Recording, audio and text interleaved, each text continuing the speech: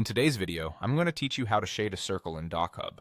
By the end, you'll know exactly how to open your file, draw a circle, fill it with color, and save your updated document without any confusion. First, open your document in DocHub. If your PDF is already in your account, simply click to open it. If it isn't there yet, upload your file from your computer and let DocHub load it on the screen. Once it opens, you should see the editing toolbar at the top, which is where we'll do everything. Next, look for the Shapes tool. It usually appears as an icon that looks like a rectangle or a circle. Click it to open the menu of shapes and choose the circle or oval option. This tells DocHub that the next shape you draw will be round. Now draw your circle on the page. Click and drag your mouse across the document to create the shape. Don't worry about perfection on the first try. After it appears, you can adjust it. Use the handles on the corners or edges to resize it until it's the exact size you want. If you want a perfectly round circle, try holding the Shift key while you drag.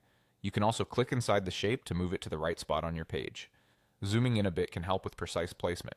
With your circle selected, it's time to shade it. Look along the toolbar for the Fill Color control. It's often a paint bucket icon or a small color square located near the border or line settings.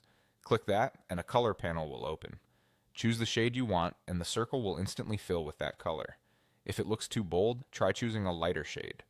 If nothing changes when you pick a color, double check that the circle is still selected before trying again.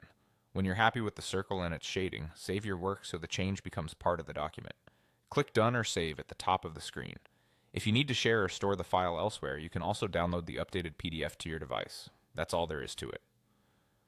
Open your document, select the circle shape, draw it, fill it with the color you want, and save. With these steps, you can quickly highlight information, create simple graphics, or add visual emphasis anywhere in your PDF using DocHub.